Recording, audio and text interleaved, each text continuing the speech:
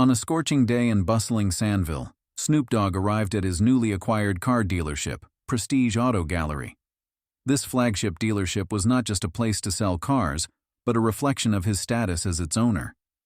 The parking lot at the entrance, lined with rows of gleaming luxury vehicles, buzzed with life. But today, Snoop chose to remain incognito. He parked his modest SUV in the back, away from prying eyes, and dressed in a simple gray hoodie, worn jeans and sneakers, quietly approached the entrance. His goal was clear: to see the dealership for what it truly was, without the influence of his ownership status. Inside, the air-conditioned showroom offered a cool reprieve, with the scent of freshly treated leather blending with the faint aroma of car wax. Bright lights danced off the flawless surfaces of the vehicles, but Snoop's attention was focused on the employees gathered near the reception desk. Their light-hearted laughter and chatter quieted as the unassuming man walked in. The staff cast quick glances his way, sizing up his casual attire, their expressions tinged with confusion and perhaps a hint of suspicion. The atmosphere subtly shifted, growing a touch colder. That was when she appeared, Marina, the dealership's senior manager. A sharp-minded woman with an even sharper gaze, her meticulously polished appearance, business suit, gleaming heels, and a tablet tucked under her arm, immediately marked her as someone accustomed to being in control. She approached Snoop with brisk strides. Her smile was polite but strained, as if masking slight irritation. "Excuse me, how can I help you?" she asked coolly, giving him a once-over. Snoop maintained his composure and smiled. "Just browsing," he replied casually, gesturing toward the nearest cars. Marina studied him intently. "Forgive me for asking, but did you arrive in your own vehicle?" Her tone carried a hint of skepticism. "You could say that." He nodded, his smile unfaltering. "You see," she continued, narrowing her eyes slightly, "we cater to a specific clientele. Many of our vehicles require prior qualification. Perhaps I could suggest something more." Her sentence was interrupted by another employee calling out, "Marina, the courier's here." She turned briefly, but quickly returned her gaze to Snoop, as if wary of leaving him unsupervised for too long. Snoop raised an eyebrow and calmly asked, "Are you implying I'm not qualified?" The question caught Marina off guard, but she quickly regained her composure. "I was simply trying to save you some time," she replied with a strained smile. "These cars are priced in the six-figure range. Perhaps I could—" Snoop listened to her with the same calm smile, mentally noting every word. Her tone carried subtle insinuations and assumptions. Pretending to examine a nearby car, he quietly observed the tension hanging in the air. "I've gathered a few options that I believe might suit you," Marina said, her voice steady, though hints of tension crept in. She held the tablet like a shield, a barrier against the awkwardness of the situation. Snoop looked at her, his face unreadable. "Interesting," he said slowly. "Show me what you've picked." Marina nodded and opened the tablet, scrolling through the inventory. "Here," she pointed at the screen. "We have some budget-friendly models that might interest you. This sedan, it's a very economical choice." Snoop raised an eyebrow, his expression cool but inquisitive. "Budget-friendly?" he repeated, emphasizing the term. "And what, in your opinion, is an appropriate budget for me?" Marina hesitated briefly but quickly composed herself. "Well, just based on your initial inquiries, I thought—" "You thought," he interjected with a restrained smile. "That's commendable. But I'm curious why you'd make such assumptions without knowing who I am." Her confidence faltered. She cleared her throat awkwardly and began fiddling with the tablet, avoiding his gaze.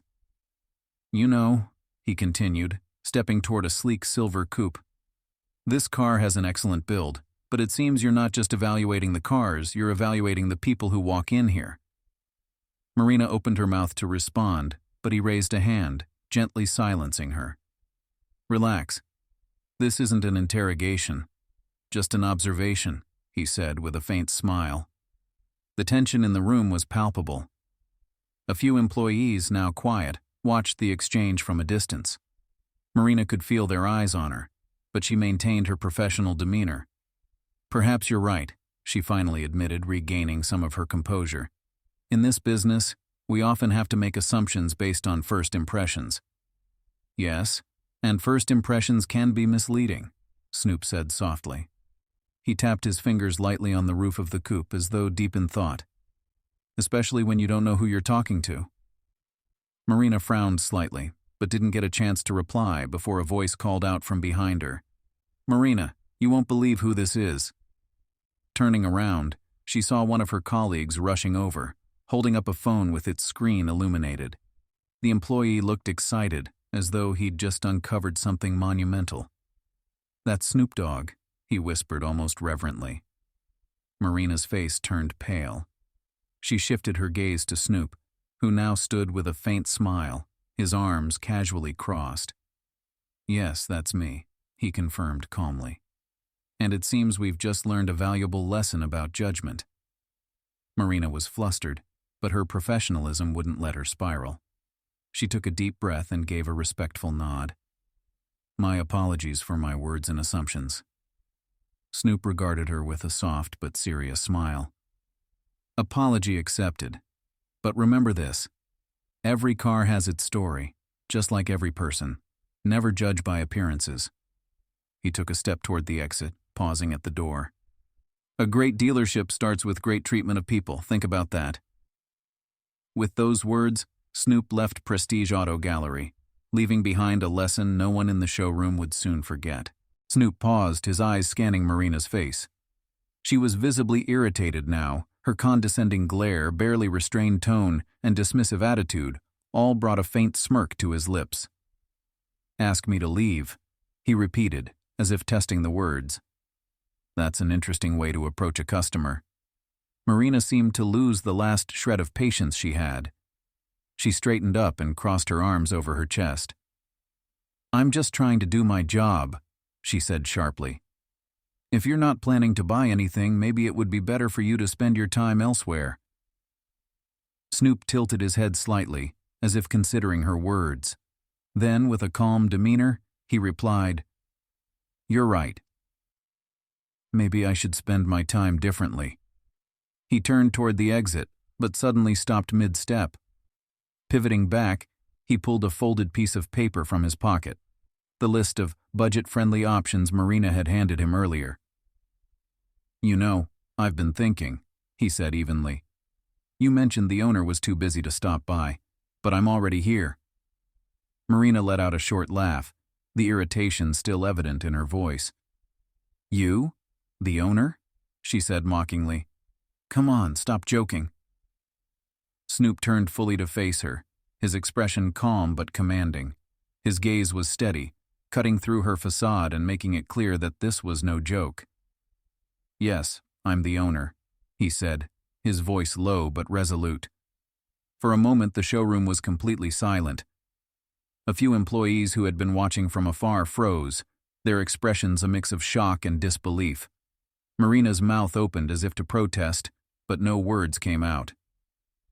That can't be, she finally stammered, her face going pale. Snoop raised a hand, stopping her. No need for excuses, he said. I came here to see how my business is run. Now, I've seen enough. Marina instinctively stepped back, her earlier confidence completely shattered. She looked like someone who had just realized they'd made a monumental mistake. But I didn't know, she began, her voice trembling.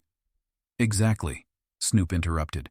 You didn't know, and honestly, that makes your reaction all the more telling. His gaze swept over the room, lingering briefly on the other employees, who now avoided his eyes entirely.